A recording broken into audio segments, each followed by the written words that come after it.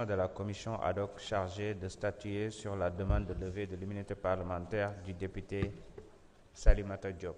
Vous pouvez enchaîner avec la lecture du rapport. Merci, Monsieur le Président. Monsieur le Président, Monsieur le Ministre, chers collègues, la Commission des lois de la décentralisation du travail et des droits humains s'est réunie le vendredi 25 avril 2025 sous la présidence de M. Abdoulaye Tall, président de la dite commission, à l'effet de constituer la commission ad hoc chargée de statuer sur la demande de levée de l'immunité parlementaire du député Salimata Diop. Ouvrant la séance, M. le Président a rappelé que la convocation de la commission fait suite à une saisine de M. le ministre de la Justice, garde des Sceaux, qui a transmis au président de l'Assemblée nationale le 22 avril 2025 le courrier de M. le procureur général près la Cour d'appel de Dakar en date du 8 avril 2025, demandant la levée de l'immunité parlementaire du député Salimata Diop. À la suite de cette saisine, dira-t-il, M. le Président de l'Assemblée nationale a informé le bureau et soumis à son examen la demande susmentionnée lors de sa réunion tenue le 23 avril 2025. Après avis favorable du bureau, le Président de l'Assemblée nationale a ensuite informé la conférence des présidents qui s'est réunie le même jour. C'est ainsi qu'en vertu des dispositions communées des articles 61 de la Constitution et 52 du règlement intérieur de l'Assemblée nationale, la conférence des présidents a retenu la poursuite de la procédure et a saisi la commission des lois de la décentralisation du travail et des droits humains aux fins de constituer la commission ad hoc. Monsieur le Président a, par la suite, procédé à la lecture de la correspondance portant demande de levée de l'immunité parlementaire transmise par le garde des Sceaux. Poursuivant son propos, il a précisé que les membres de cette commission, au nombre de 11, seront désignés conformément aux dispositions de l'article 34 du règlement intérieur au prorata des groupes administrativement constitués et sur proposition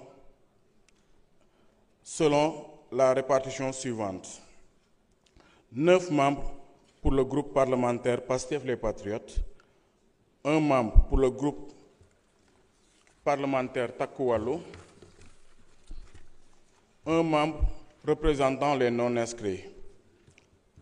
En conséquence, les 2 présidents de groupe et le représentant des non-inscrits ont proposé les membres ci-après. Pour le groupe Pastef les Patriotes, Mohamed Aïb Salim Dafé, Abdoulaye Tall, Ansoumana Sarr, Yungar John, Marie-Angélique Mam Selbe Diouf, Ndeye Marie Sané, Sokhna Diarra Thiaw, Mayabe Mbaye, Safiatou Sow. Pour le groupe parlementaire Takku Wallu, Baran Fofana. Pour les non-inscrits, Anta Babakar Ngom. À la suite de ce qui précède, les membres de la Commission des lois de la décentralisation du travail et des droits humains ont adopté par consensus le projet de résolution mettant en place la commission ad hoc chargée de statuer sur la demande de levée de l'immunité parlementaire du député Salimata Diop. Il vous demande d'en faire autant s'il ne soulève de votre part aucune objection majeure. Projet de résolution.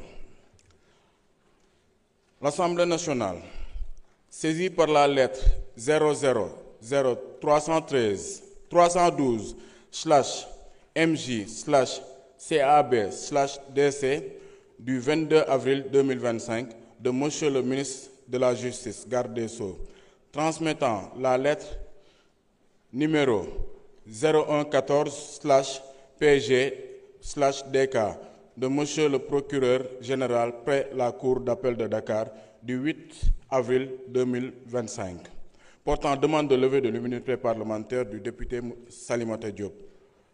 Conformément aux dispositions des articles 52 et 91 du règlement intérieur de l'Assemblée nationale, sur proposition de la Commission des lois, de la décentralisation du travail et des droits humains, décide de la création d'une commission ad hoc composée en application des dispositions de l'article 34 du règlement intérieur des députés ci-après: Mohamed Aïb Salim Dafé, Abdoulaye Tal, Ansoumana Sarr, Yungar John, Marie-Angélique Mam Selbe Diouf, Ndeye Marie Sané, Sokhna Diarra Thiaw, Mayabe Mbaye, Safiatou Sow, Baran Fofana, Anta Babakar Ngom, fait à Dakar le 25 avril 2025. Merci, Monsieur le Président. Je vous remercie. Mes chers collègues, ndax am ngeen ay observation ci ñaari rapport yi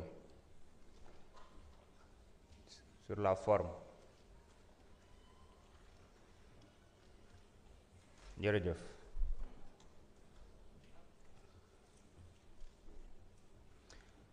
Chers collègues, donc la discussion générale est ouverte. Vous pouvez vous inscrire.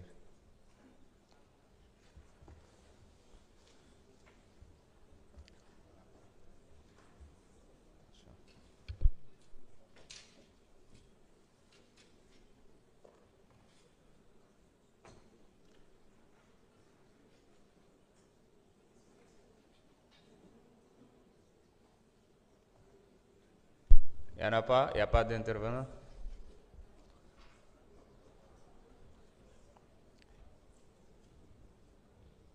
Pas d'intervenant. Donc la parole est à monsieur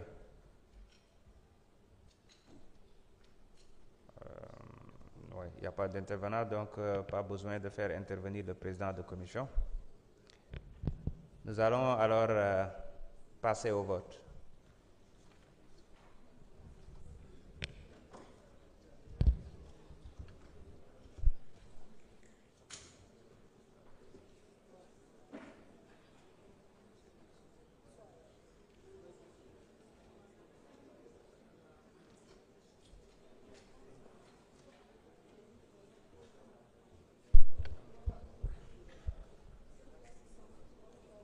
Il s'agit du premier vote pour le cas de notre collègue Moustapha Diop.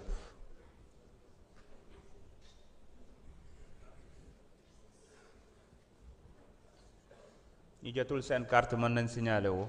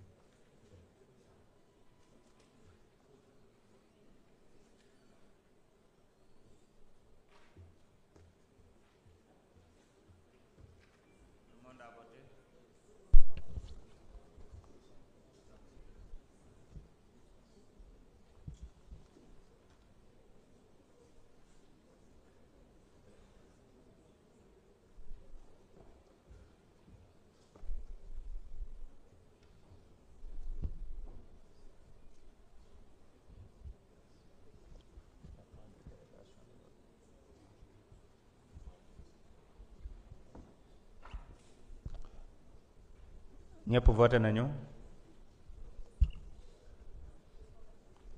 Le vote est terminé.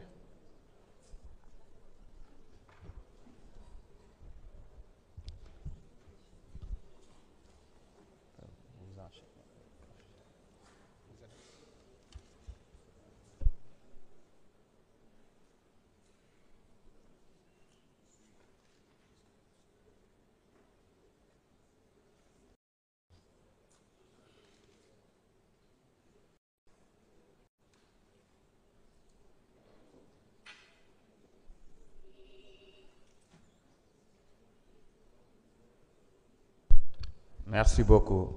Sur 165, nous avons reçu 117 participations, dont 17 délégations de vote. Pour 116, contre 1 voix, abstention 0. L'Assemblée a adopté. Nous allons enchaîner avec le vote de la résolution pour notre collègue Salimata Diop. Le vote a démarré.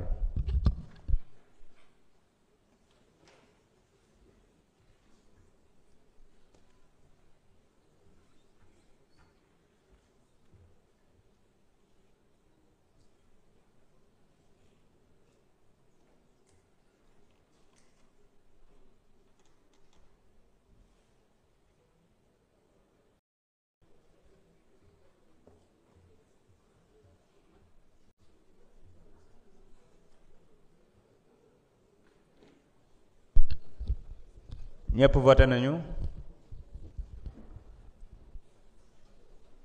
dafa am ku des.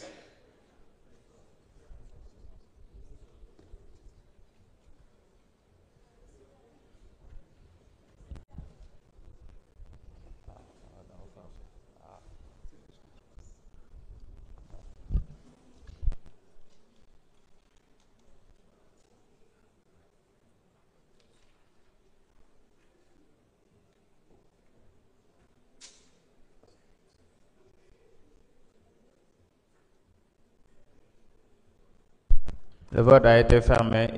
C'est une voix. Elle s'est trompée. C'est pas grave. Donc, au total, nous avons reçu 118 participations, dont 17 délégations de vote. Pour 117, contre 1 voix, abstention 0. L'Assemblée a adopté. Les commissions ad hoc étant mises en place, j'invite donc les